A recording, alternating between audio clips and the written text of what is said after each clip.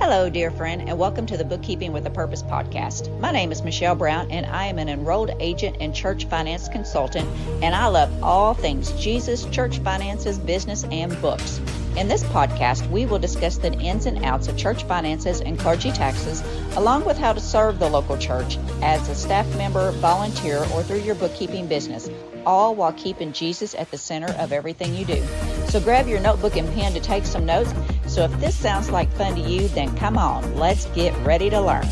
Hello, and welcome back to the Bookkeeping with a Purpose podcast. This is Michelle Brown, and today we are going to discuss a little bit more about housing allowance.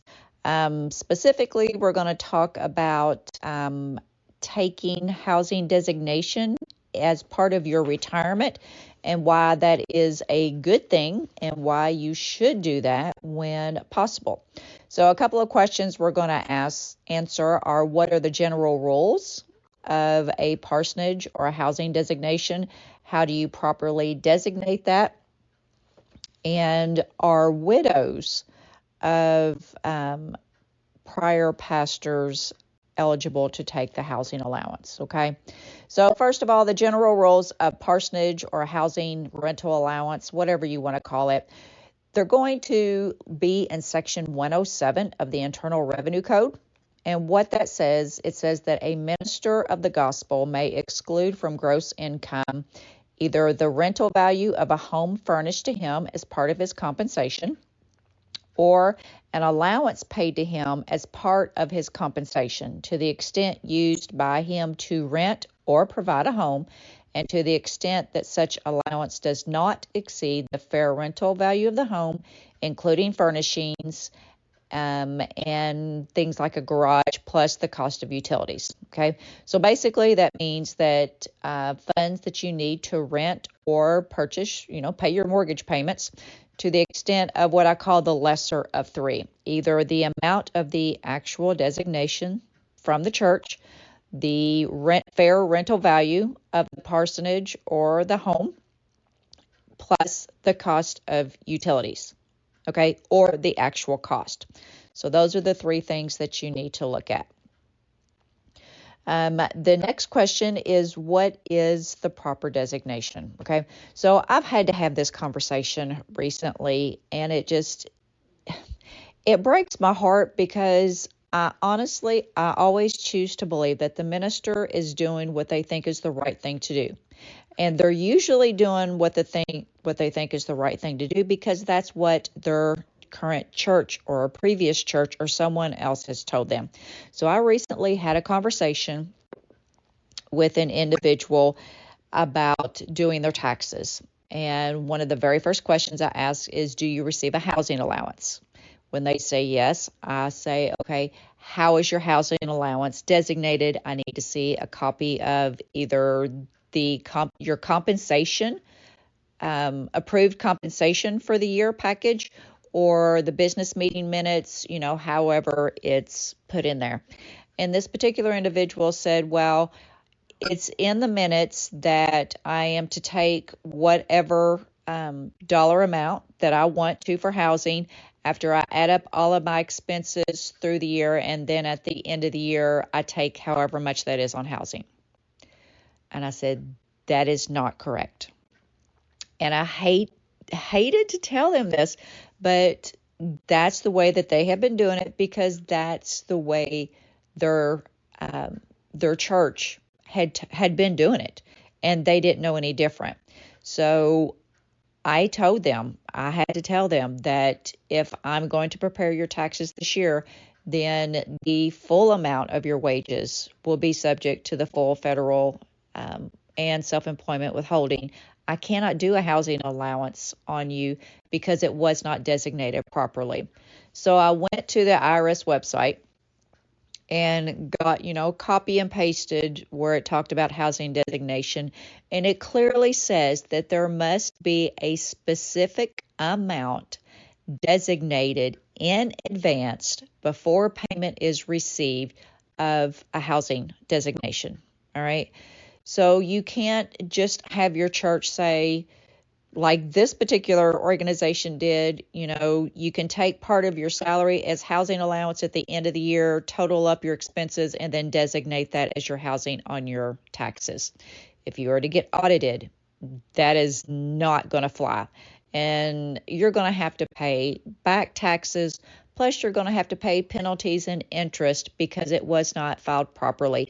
And depending on the mood that the revenue agent is in that day, they could charge you, saying that you intentionally tried to defraud the IRS and blah, blah, blah, blah, blah. Okay, we don't want to do that, people. Okay, so I'm telling you straight up right now, if you receive a housing allowance, if you have anything to do with church finances, which you should have if you're listening to this podcast, please, please, please, please, I don't care who the powers that be are, I don't care how long you've been doing it this way, go to the IRS, type in housing. I'm thinking it's publication. Oh, I don't have it in front of me, and my apologies. I will put it in the show notes, though. But put in there that it has to be a specific amount designated in advance. It's got to be in writing. It's got to be approved by either your board of elders, your church business meeting, whatever your approval process is. And this has to be done before the individual receives the first payment for housing allowance. Okay.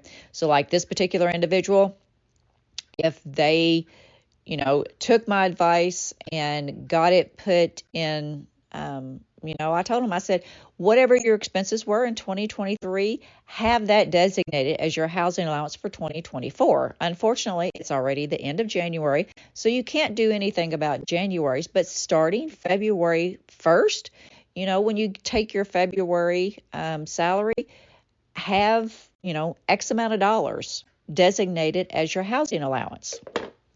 So I don't know how they're going to, respond to this.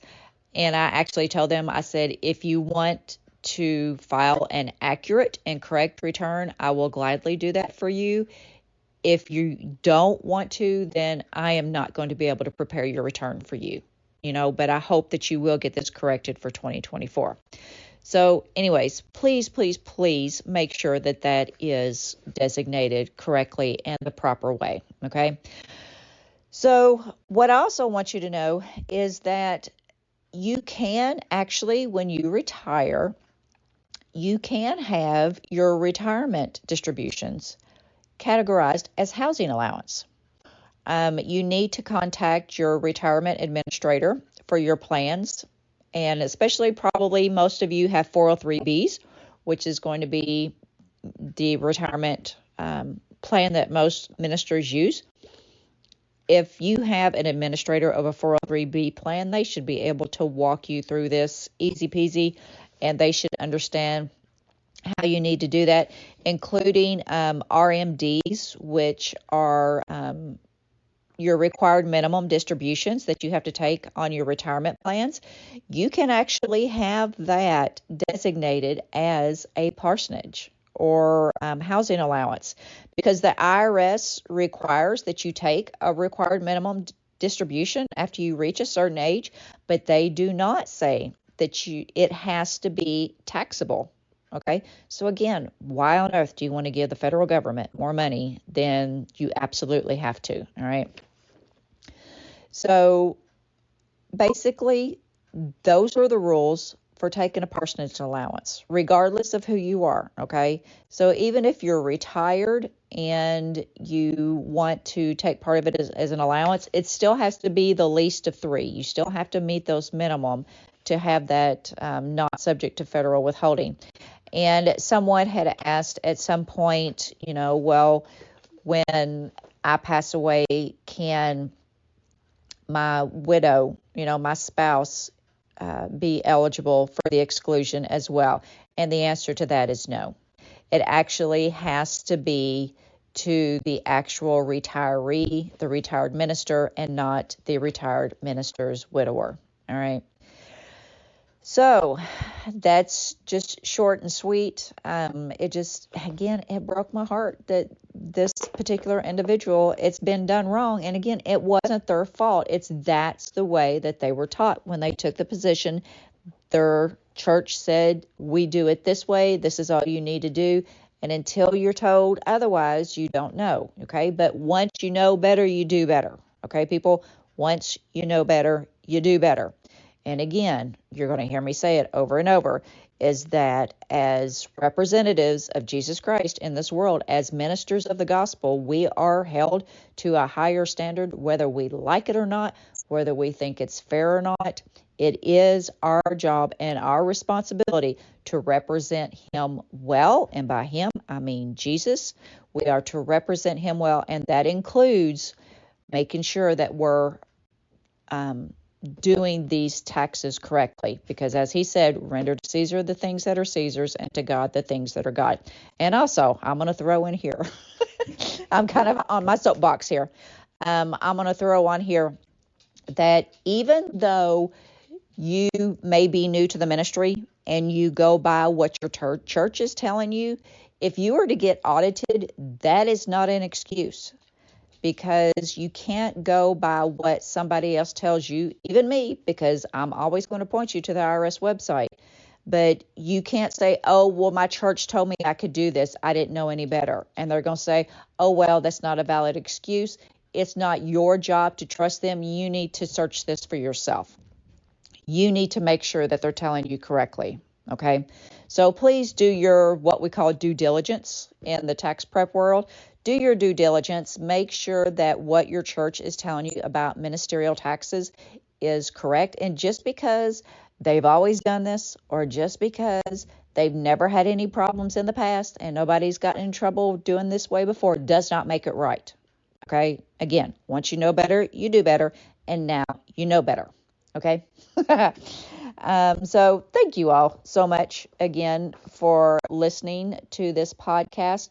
And if you would do me a favor, would you please, if this helps you in any way, please go and leave me a review on Apple Podcast. All you've got to do is on my main page is scroll down and you'll see, I think it's in blue, write a review, hit those 5 stars, write a review, and just leave, some encouraging words, because that is what the number of reviews that I get and the number of 5 stars that I get, that tells the analytics or whoever the powers that be are, these computers, how to make more people aware of my podcast. And I want to help as many people as possible to understand how to do their job and to do it with excellence.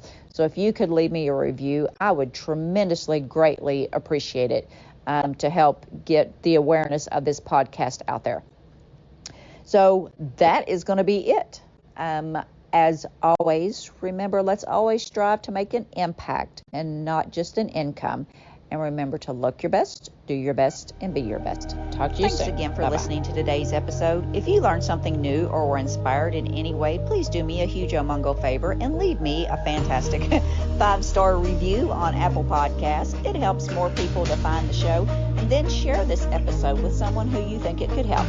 Until next time, my friend, be blessed.